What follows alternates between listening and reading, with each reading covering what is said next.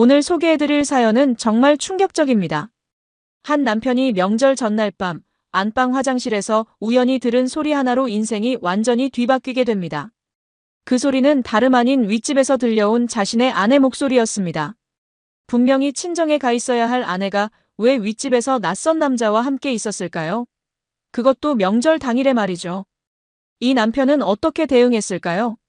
그리고 그 배신의 끝은 어떻게 마무리됐을까요? 본격적인 이야기 시작 전에 아직 무료 구독하지 않으셨다면 무료 구독 버튼 꾹 눌러주시고 함께 실화 속으로 들어가 볼까요? 오늘의 실화 사연 지금 시작합니다. 안녕하세요, 여러분. 오늘은 제 이야기를 좀 들려드리려고 합니다. 먼저 말씀드릴 게 있는데, 제가 오늘 들려드릴 이야기는 실제로 제가 겪은 사연입니다. 다만 개인정보 보호를 위해서 이름이나 직업, 나이, 지역 등은 모두 각색되었으니 혹시 비슷한 분이 계시더라도 오해하지 마시기 바랍니다. 저는 올해 41살이고 회사를 다니는 평범한 남자입니다. 아내는 저보다 4살 어리고 집안일을 돌보며 살아왔습니다. 결혼한 지는 제법 되었고 아이는 없습니다. 사실 아이가 없다는 게 나중에 와서 생각해보니 오히려 다행이었던 것 같습니다. 어쨌든 저희는 그렇게 큰 문제 없이 잘 지내왔어요. 싸우는 일도 별로 없었고 주말마다 같이 외식도 하고 가끔 여행도 다녔습니다. 주변 사람들이 보기엔 정말 평범하고 조용한 부부였죠. 저도 그렇게 생각했습니다. 그런데 그해 추석을 앞두고 뭔가 이상한 일이 시작되었습니다. 아내가 갑자기 혼자 친정에 다녀오겠다고 한 거죠. 사실 저희는 매년 명절마다 함께 장모님 댁에 갔었습니다. 장인 어른은 일찍 돌아가시고 장모님 혼자 사시는데 아내가 외동딸이라서 저희가 꼭 가야 했거든요. 그런데 그 애는 아내가 당신은 일도 많고 피곤하잖아. 나 혼자 다녀올게라고 하더군요. 처음엔 좀 의아했습니다. 왜 갑자기 혼자 가겠다는 건지 물어보니까 그냥 회사 일도 바쁘고 쉬고 싶을 것 같아서 배려해준다는 겁니다. 그 말을 듣고 나니 사실 마음이 편해지더라고요.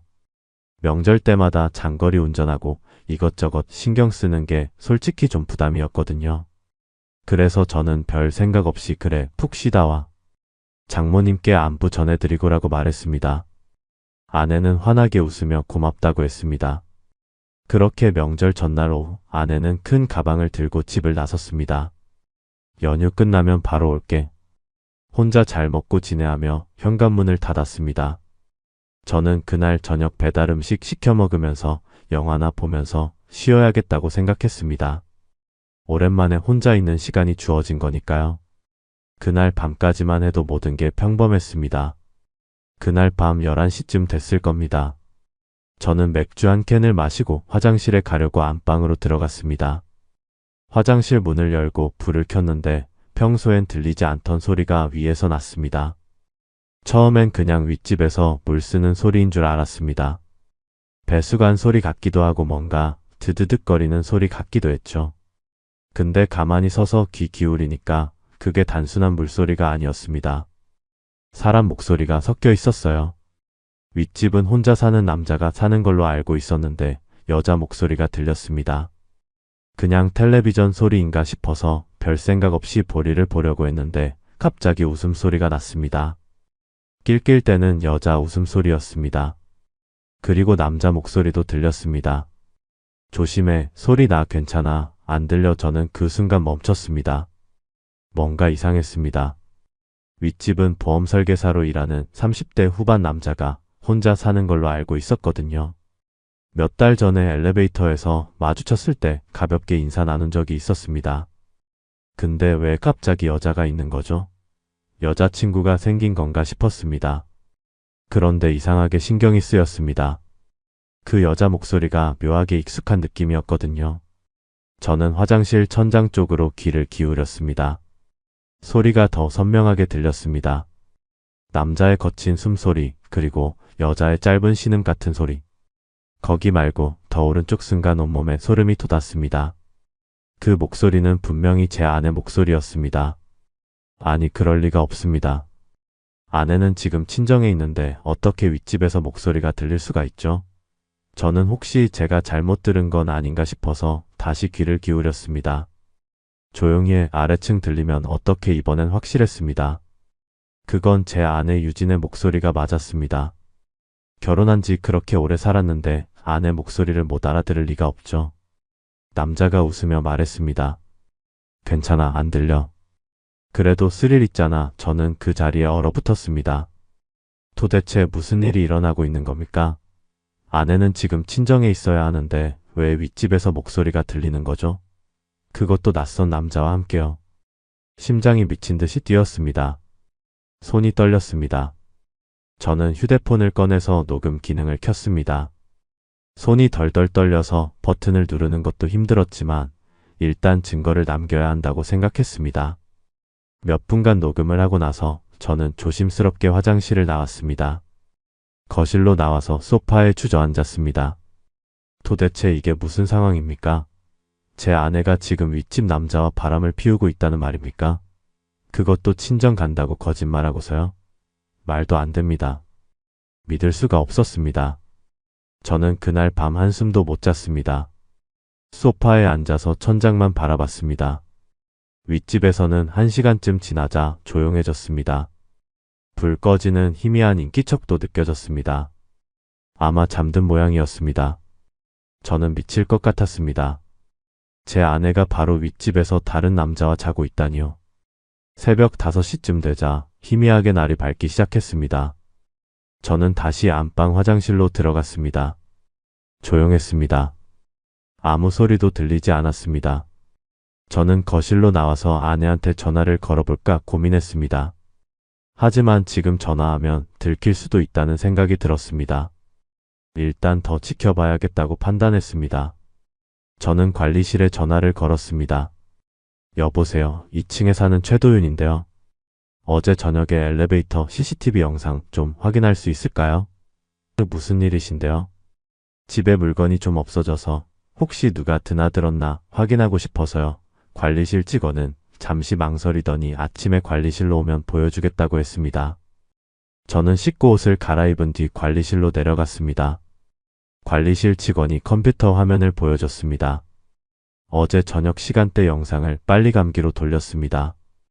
저는 숨을 죽이고 화면을 응시했습니다. 저녁 8시쯤 엘리베이터 안에 두 사람이 보였습니다. 여자와 남자였습니다. 여자는 큰 가방을 들고 있었고 남자는 편한 복장이었습니다. 둘이 웃으며 이야기하고 있었습니다. 정지 좀 시켜주세요. 저는 화면을 자세히 들여다봤습니다. 여자는 모자를 쓰고 있었지만 옆모습이 보였습니다. 제 아내였습니다. 틀림없었습니다. 남자는 윗집에 사는 박현수였습니다.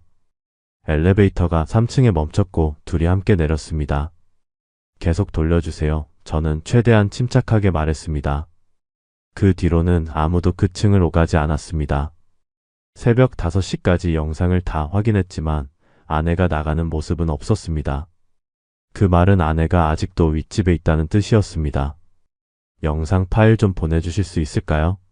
제 이메일로요. 개인정보 때문에 그건 좀 제 아내입니다. 확인 좀 해야 해서요. 저는 솔직하게 말했습니다. 관리실 직원은 난처한 표정을 지었지만 결국 파일을 보내줬습니다. 저는 고맙다고 인사하고 집으로 돌아왔습니다. 증거는 확보했습니다. 이제 다음 단계를 준비해야 했습니다. 그런데 한 가지 더 확인하고 싶은 게 있었습니다. 아내가 정말로 친정에 간 게 아니라는 확실한 증거가 필요했습니다. 저는 장모님께 전화를 걸었습니다. 손이 떨렸지만 최대한 평온한 목소리를 유지했습니다. 어머님, 저 도윤이에요. 아이고, 사위 아침부터 웬일이니? 유진이 잘 도착했나 싶어서 전화드렸습니다. 유진이? 유진이가 왜? 장모님은 의아한 목소리였습니다. 어제 어머님 댁으로 간다고 하던데요. 우리 유진이 어제 안 왔는데? 무슨 소리야? 제 예상이 맞았습니다. 아내는 친정에 가지 않았습니다. 완전히 거짓말이었습니다. 아, 제가 착각했나 봅니다. 어머님, 그럼 저 바빠서 이만 끊겠습니다. 저는 황급히 전화를 끊었습니다. 이제 모든 게 명백해졌습니다. 아내는 친정 간다고 거짓말하고 윗집 남자와 바람을 피우고 있었던 겁니다. 추석 당일 아침이 밝았습니다. 저는 거의 잠을 못 잔 상태였습니다. 아침 9시쯤 아내한테서 문자가 왔습니다. 엄마가 많이 편찮으셔서 이틀쯤 더 있다 올게. 그리고 사진이 한 장 첨부되어 있었습니다. 장모님 댁 거실에서 찍은 사진이었습니다. 아내가 장모님 옆에 앉아서 웃고 있는 사진이었죠. 처음 보면 믿을 만한 사진이었습니다. 그런데 저는 뭔가 이상하다는 느낌이 들었습니다. 사진을 자세히 들여다봤습니다. 배경에 거실창이 보였고 그 창 너머로 텔레비전 화면이 희미하게 비쳤습니다. 텔레비전에서는 뉴스가 나오고 있었는데 화면 하단에 자막이 보였습니다. 저는 그 자막을 확대해서 봤습니다. 몇 달 전에 있었던 대형 화재 사건에 대한 뉴스였습니다. 저는 그 사건을 기억했습니다. 올해 여름에 있었던 일이었습니다. 그러니까 이 사진은 지금 찍은 게 아니라 몇 달 전에 찍어둔 사진이라는 겁니다. 아내가 미리 찍어둔 사진을 지금 보낸 거죠. 저는 소름이 돋았습니다. 이렇게까지 치밀하게 거짓말을 할 수가 있습니까? 얼마나 오래전부터 계획한 걸까요? 저는 아내한테 답장을 보냈습니다. 그래, 장모님 빨리 쾌차하시길. 천천히 있다 와. 최대한 평범하게 보냈습니다. 아직은 들키면 안 됩니다. 증거를 더 모아야 하니까요. 추석 연휴 사흘 동안 저는 집에만 있었습니다. 윗집에서는 가끔 소리가 들렸습니다. 웃음소리, 음악소리, 이것저것 요리하는 소리. 아내와 그 남자가 마치 신혼부부처럼 지내고 있는 것 같았습니다. 저는 미칠 것 같았지만 참았습니다. 안방 화장실에 갈 때마다 천장에서 들려오는 소리를 녹음했습니다. 대화소리, 웃음소리 모든 걸 기록했습니다. 증거는 많을수록 좋으니까요. 연휴 마지막 날 새벽 저는 위층으로 올라가 안 쓰던 핸드폰을 피상구에 세워두고 녹화 버튼을 눌러뒀습니다. 윗집 현관문 쪽이 잘 보이도록 말이죠. 다음날 아침 7시쯤 저는 현관문 밖으로 나가서 2층과 3층 사이 계단에 앉아 윗집에서 아내가 나오기를 기다렸습니다. 1시간쯤 있자 윗집 현관문이 열렸습니다. 아내가 큰 가방을 들고 나왔습니다. 박현수가 현관 앞까지 나와서 아내를 배웅했습니다. 둘이 가볍게 포옹하고 아내가 엘리베이터 쪽으로 걸어갔습니다. 저는 숨어서 그 모습을 다 봤습니다. 구역질이 났지만 참았습니다. 아내가 엘리베이터를 타고 내려간 뒤 저는 얼른 핸드폰을 챙겨 들고 다시 집으로 들어갔습니다. 다행히 아내는 바로 집으로 오지 않았고 한 20분쯤 지나자 현관 비밀번호 누르는 소리가 들렸습니다. 문이 열리고 아내가 들어왔습니다. 다녀왔어. 아내는 환하게 웃으며 인사했습니다. 제가 소파에서 일어나서 물었습니다. 엄마는 좀 괜찮으셔? 응, 이제 좀 나아지셨어. 그래도 며칠 더 계속 지켜봐야 할 것 같아. 아내는 자연스럽게 거짓말을 했습니다. 표정 하나 변하지 않았습니다. 마치 정말로 친정에 다녀온 것처럼요. 저는 속으로 분노가 치밀어 올랐지만 겉으로는 아무렇지 않은 척했습니다. 그래, 고생했어. 씻고 쉬어. 아내는 고맙다며 안방으로 들어갔습니다. 저는 거실에 혼자 남아서 주먹을 꽉 쥐었습니다. 아내가 집에 온 뒤 며칠은 평범하게 지나갔습니다. 아내는 언제 그랬냐는 듯이 일상으로 돌아왔습니다. 아침마다 저한테 밥 차려주고 출근할 때 현관까지 배웅해주고 저녁에는 같이 텔레비전 보면서 시간을 보냈습니다. 겉으로 보기엔 정말 평범한 부부였습니다. 하지만 저는 달랐습니다. 제 머릿속은 온통 그 생각뿐이었습니다. 어떻게 대응해야 할지 밤마다 고민했습니다. 일주일쯤 지났을 때 저는 변호사 사무실을 찾아갔습니다. 상담을 받으려고요. 변호사는 50대 중반쯤 되어 보이는 여자였습니다. 제 이야기를 다 듣고 나서 차분하게 말했습니다. 증거는 충분합니다. CCTV 영상, 녹음 파일까지. 상간자 소송 걸기엔 부족함이 없어요. 소송 거는데 얼마나 걸립니까? 준비 기간 포함해서 한 달 정도면 됩니다. 그 전에 추가 증거를 좀 더 확보하시면 더 좋겠습니다. 변호사는 구체적으로 어떤 증거를 더 모으면 좋을지 알려줬습니다. 문자 메시지 기록, 통화 내역, 카드 사용 내역 같은 것들이었습니다. 저는 집에 돌아와서 기회를 노렸습니다. 며칠 뒤 아내가 샤워하러 들어갔을 때 거실에 놔둔 휴대폰을 열어봤습니다. 비밀번호는 알고 있었습니다. 제 생일이었거든요. 참 아이러니했습니다. 바람 피우면서 남편 생일을 비밀번호로 쓰다니요. 휴대폰을 열자마자 문자 메시지부터 확인했습니다. 박현수라는 이름으로 저장된 번호가 있었습니다. 문자 내용을 보는데 손이 떨렸습니다. 어제 너무 좋았어. 다음엔 언제 볼까?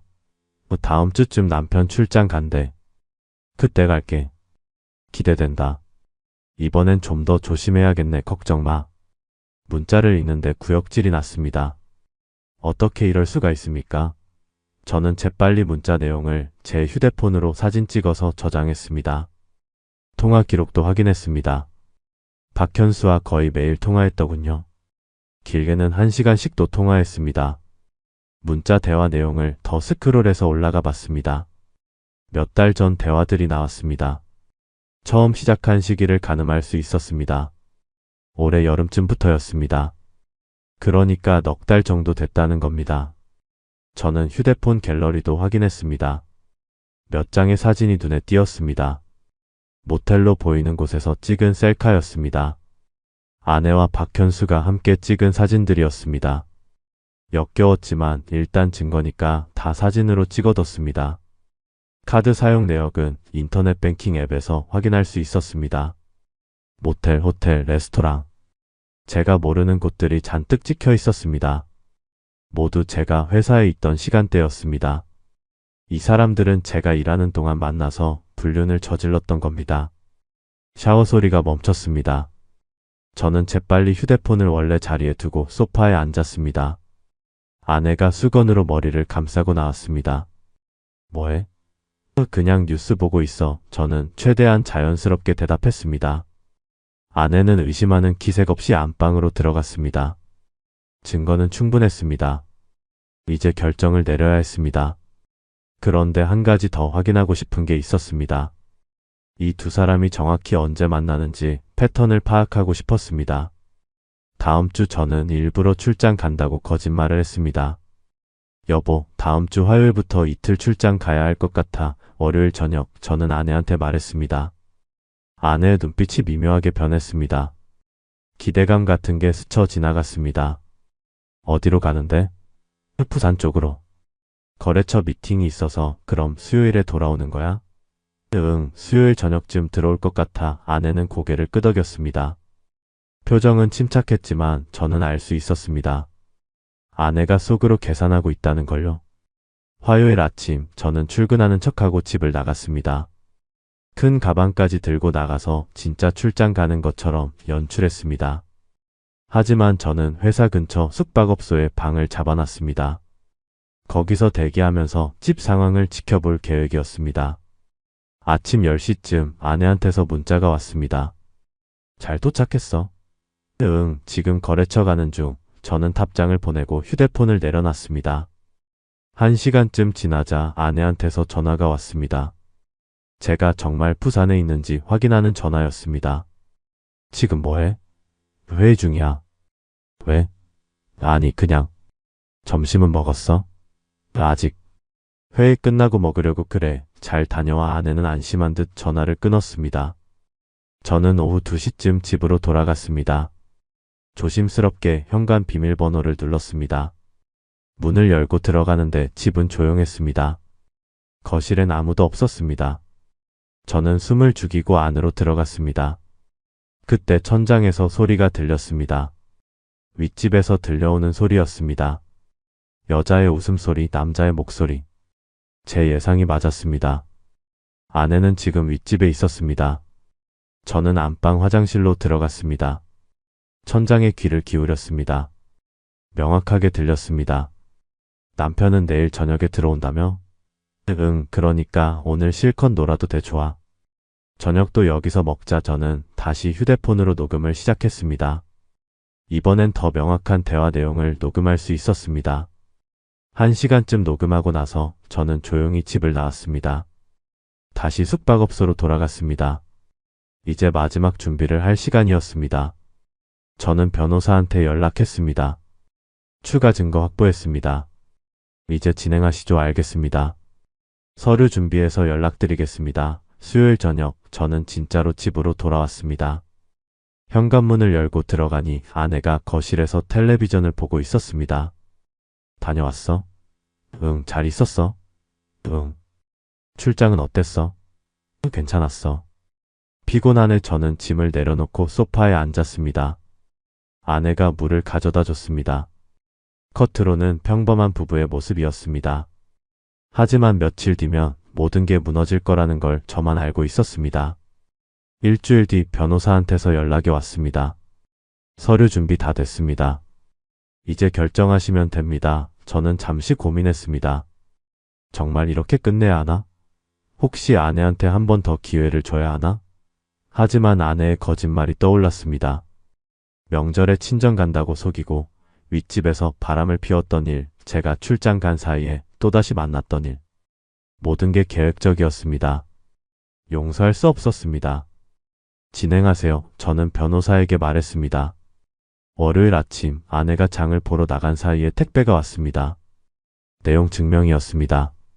저는 그걸 거실 테이블 위에 올려놨습니다. 1시간 뒤 아내가 장바구니를 들고 돌아왔습니다. 현관에서 신발을 벗으며 물었습니다. 택배 왔어? 응, 테이블 위에 있어. 아내가 거실로 들어와서 봉투를 집어들었습니다. 내용 증명이라는 글자를 보는 순간 아내의 얼굴이 굳어졌습니다. 봉투를 뜯어서 내용을 읽기 시작했습니다. 손이 떨렸습니다. 종이를 읽는 아내의 얼굴에서 핏기가 사라졌습니다. 이게 뭐야? 아내가 떨리는 목소리로 물었습니다. 저는 소파에 앉아서 차분하게 대답했습니다. 보면 알잖아. 상간자 소송이랑 이혼 소송 예고 통지야. 당신 언제부터 알고 있었어? 추석 때부터. 아니, 정확히는 추석 전날 밤부터. 아내는 그 자리에 주저앉았습니다. 손에서 종이가 떨어졌습니다. 어떻게 윗집에서 소리 다 들렸어? 안방 화장실에서 아내 입술이 파르르 떨렸습니다. 말을 잇지 못했습니다. 저는 태블릿을 꺼내서 관리실에서 받아온 CCTV 영상을 재생했습니다. 이것도 봐. 화면에는 아내가 박현수와 함께 엘리베이터를 타고 3층에서 내리는 모습이 나왔습니다. 추석 전날 저녁 영상이었습니다. 아내는 화면을 보며 눈물을 흘렸습니다. 그리고 이것도 저는 녹음 파일을 재생했습니다.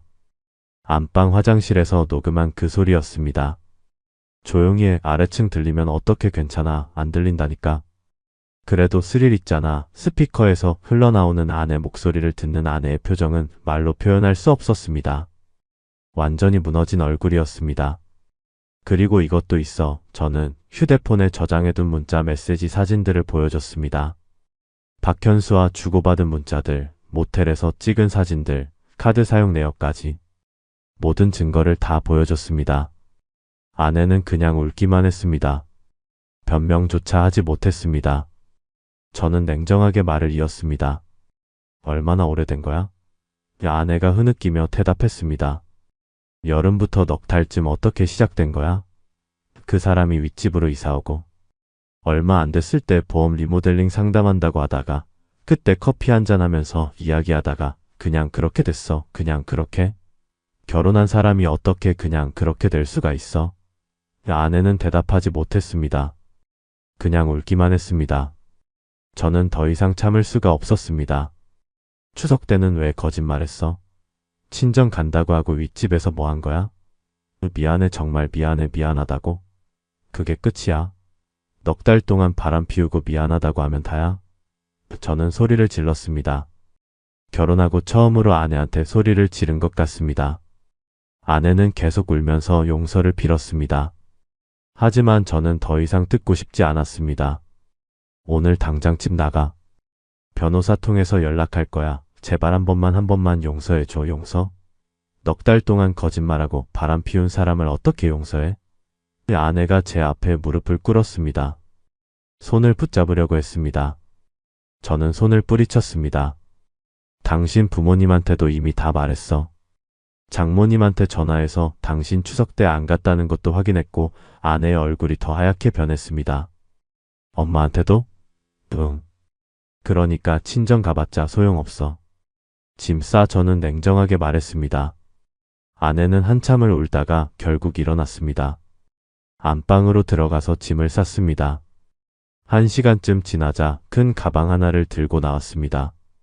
정말 다시 생각해 볼 수 없어? 없어. 아내는 현관 앞에서 한참을 서 있었습니다. 저는 뒤돌아보지 않았습니다. 결국 문 열리는 소리가 났고 닫히는 소리가 났습니다. 아내가 나갔습니다. 저는 소파에 주저앉았습니다. 긴장이 풀리니까 온몸에 힘이 빠졌습니다. 며칠 뒤 박현수한테도 내용 증명이 발송됐습니다. 상간자 소송 예고 통지였습니다. 일주일쯤 지나자 박현수 측 변호사한테서 연락이 왔습니다. 합의를 하고 싶다는 내용이었습니다. 하지만 저는 거절했습니다. 합의 안 합니다. 법정에서 봅시다. 제 변호사가 물었습니다. 확실하십니까? 합의하면 빨리 끝나고 금액도 비슷하게 받을 수 있는데요. 상관없습니다. 법정에서 제대로 판결받고 싶습니다. 저는 단호하게 말했습니다. 이건 돈 문제가 아니었습니다. 제대로 된 처벌을 받게 하고 싶었습니다. 한 달쯤 지나자 재판 날짜가 잡혔습니다. 그 사이 아내한테서 몇 번 연락이 왔습니다. 용서해달라는 내용이었습니다. 하지만 저는 답장하지 않았습니다. 재판 전날 밤 장모님한테서 전화가 왔습니다. 사위야, 우리 유진이 한 번만 용서해주면 안 되겠니? 장모님, 죄송하지만 그건 안 됩니다. 그래도 그렇지 어떻게 이혼까지 하려고 하니? 한 번 실수한 건데. 한 번 실수가 아니라 넉 달 동안 계속된 일입니다. 게다가 저한테 거짓말까지 하면서요. 장모님은 한숨을 쉬었습니다. 그래도 생각 좀 해봐줘. 유진이가 지금 너무 힘들어하고 있어. 제가 더 힘들었습니다. 죄송합니다. 저는 전화를 끊었습니다. 재판 당일 법정에는 아내와 박현수 그리고 각자의 변호사들이 나왔습니다. 아내는 제 얼굴을 제대로 쳐다보지도 못했습니다. 많이 야위어 있었습니다. 박현수는 긴장한 표정으로 앉아 있었습니다. 재판이 시작되자 제 변호사가 증거들을 제출했습니다. CCTV 영상, 녹음 파일, 문자 메시지, 통화 기록, 카드 사용 내역, 사진들까지 모든 게 명백했습니다. 판사는 증거들을 검토하고 나서 박현수한테 물었습니다. 피고는 원고 배우자와 부적절한 관계를 가진 사실을 인정합니까? 박현수는 고개를 숙이고 대답했습니다. 네, 인정합니다. 판사는 아내한테도 물었습니다. 증인은 피고와 부적절한 관계를 가진 사실을 인정합니까? 아내도 고개를 숙이고 대답했습니다.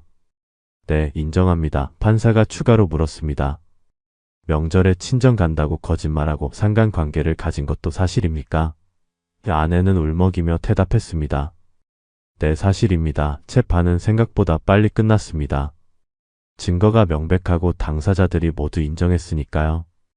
변호사는 마지막 변론에서 이렇게 말했습니다. 명절에 친정 방문을 핑계로 불륜 관계를 가진 것은 계획적이고 악질적인 행위입니다. 법정에서 엄중한 판단을 내려주시기 바랍니다. 판사는 판결문을 낭독했습니다. 피고 박현수는 원고에게 위자료 3천만 원을 지급하라. 명절을 이용한 계획적 불륜 행위로 정신적 고통이 극심했던 점을 고려하여 위자료를 책정했음. 그리고 이혼 소송 부분에서는 이렇게 판결했습니다. 원고의 이혼 청구를 인용한다. 혼인관계를 해소하며 재산 분할은 원고에게 7대 3의 비율로 한다. 피고의 유책행위가 명백하므로 재산 분할에서도 이를 반영한 아내가 제기한 역이혼 청구는 기각됐습니다. 잘못한 쪽이 이혼을 요구할 수는 없으니까요. 재판이 끝나고 법정을 나오는데 아내가 복도에서 기다리고 있었습니다. 저를 보자 다가왔습니다. 한 번만 더 이야기 좀 할 수 있을까? 할 말 없어. 제발 나 이제 어떻게 살아? 그건 당신이 알아서 할 일이야. 저는 그냥 걸어갔습니다. 아내가 뒤에서 울부짖는 소리가 들렸지만 뒤돌아보지 않았습니다. 며칠 뒤 박현수한테서 위자료가 입금됐습니다. 3천만 원. 저는 그 돈을 보면서 허탈하게 웃었습니다. 돈으로 배신감이 치유되는 건 아니었습니다. 하지만 최소한 책임은 지게 한 겁니다. 한 달쯤 지나자 이혼이 정식으로 확정됐습니다. 저는 혼자가 됐습니다. 처음엔 좀 허전했습니다. 집에 혼자 있으니까 척척하더군요. 하지만 시간이 지나면서 적응했습니다. 혼자 사는 게 나쁘지 않았습니다. 적어도 배신당할 일은 없으니까요. 아내는 어떻게 됐는지 나중에 들었습니다. 친정으로 가려고 했지만 장모님이 받아주지 않으셨답니다. 딸이 잘못한 걸 너무 잘 아시니까요. 결국 원룸을 얻어서 혼자 살고 있다고 했습니다. 직장도 구했다는데 전업주부로 오래 살다가 갑자기 일하려니 쉽지 않을 겁니다. 주변 사람들도 다 등을 돌렸다고 들었습니다. 동네에서 소문이 퍼졌거든요. 박현수는 아예 이사를 갔습니다. 위자료 낸 뒤 한 달도 안 돼서 이삿짐을 쌌습니다. 아파트 사람들이 다 알게 되니까 견디기 힘들었을 겁니다. 몇 달이 지나자 저도 새 아파트로 이사하기로 결정했습니다. 그 집에 계속 있으니까 자꾸 안 좋은 기억이 떠올랐거든요. 안방 화장실만 가도 그날 밤 들었던 소리가 생각났습니다. 이사 준비를 하면서 집안을 정리하는데 아내가 두고 간 물건들이 나왔습니다. 옷가지, 화장품, 책들. 저는 다 버렸습니다. 하나도 남기고 싶지 않았습니다. 이사하는 날 아침, 저는 마지막으로 안방 화장실에 들어갔습니다. 천장을 올려다봤습니다. 이제 윗집은 새 입주자가 들어왔다고 들었습니다. 젊은 신혼부부라고 하더군요. 조용했습니다. 아무 소리도 들리지 않았습니다. 저는 변기 물을 내렸습니다. 물 내려가는 소리가 울렸습니다. 이상하게 그 소리가 시원하게 들렸습니다. 이제 이 소리는 그냥 물소리일 뿐이었습니다. 더 이상 배신의 증거가 아니었습니다. 새 아파트는 조용한 동네에 있었습니다. 작은 투룸이었지만 혼자 살기엔 충분했습니다. 짐을 다 풀고 나서 소파에 앉았습니다. 창밖으로 해가 지고 있었습니다. 저는 맥주 한 캔을 따서 마셨습니다. 쓸쓸했지만 후회는 없었습니다. 제대로 된 선택을 한 겁니다. 배신한 사람을 용서할 수는 없었으니까요. 며칠 뒤 회사 동료한테서 연락이 왔습니다. 형, 요즘 괜찮아요? 주말에 한잔할까요? 좋지. 고마워. 주말에 동료들과 만나서 술을 마셨습니다. 제 이야기를 간단하게 하자 다들 분노했습니다. 그럴 수가 있어요? 명절에 친정 간다고 거짓말하고? 형이 잘하신 겁니다. 그런 사람은 용서하면 안 되죠. 위자료라도 받아낸 거 다행입니다. 저는 술을 마시며 생각했습니다. 앞으로 어떻게 살아야 할까? 아직은 잘 모르겠습니다. 하지만 확실한 건 제가 제대로 된 결정을 내렸다는 겁니다. 배신한 사람을 용서하지 않은 것, 법적으로 제대로 책임을 물은 것. 그게 맞는 선택이었습니다. 몇 달이 더 지났습니다. 계절이 바뀌었습니다. 저는 혼자 사는 삶에 완전히 적응했습니다. 주말마다 운동도 하고 취미생활도 시작했습니다. 예전보다 건강해진 것 같았습니다. 어느 날 우연히 동네 카페에서 아내를 봤습니다. 혼자 앉아서 커피를 마시고 있었습니다. 많이 야위었더군요. 표정도 어두웠습니다. 저는 그냥 지나쳤습니다. 말을 걸 생각도 없었습니다. 아내도 저를 봤는지 고개를 돌렸습니다. 우리는 이제 남이었습니다. 완전히 다른 인생을 사는 남남이었습니다. 카페를 나오면서 저는 깊게 숨을 들이쉬었습니다. 시원한 바람이 불었습니다. 이제 정말 끝났구나 싶었습니다. 그날 밤 집에 돌아와서 샤워를 했습니다. 화장실에서 물을 내리는데 이제는 정말 아무 생각도 들지 않았습니다. 그냥 평범한 일상의 소리였습니다. 저는 거울을 보며 웃었습니다. 힘든 시간을 견뎌낸 제 자신이 자랑스러웠습니다. 배신당했지만 무너지지 않았습니다. 제대로 대응했고 제대로 마무리했습니다. 그로부터 1년쯤 지났을 때 소식을 들었습니다. 아내는 여전히 혼자 살고 있다고 했습니다. 저는 그 소식을 들으며 아무 감정도 느끼지 않았습니다. 동정도 안 됐고 미안하지도 않았습니다. 그저 자업자득이라고 생각했습니다. 지금 저는 새로운 삶을 살고 있습니다. 배신의 상처는 아직 남아있지만 이제 그게 제 인생을 지배하지 않습니다. 제대로 복수했고 제대로 마무리했으니까요. 앞으로 어떤 일이 펼쳐질지는 모르겠습니다. 하지만 한 가지는 확실합니다. 저는 다시는 뒤돌아보지 않을 겁니다.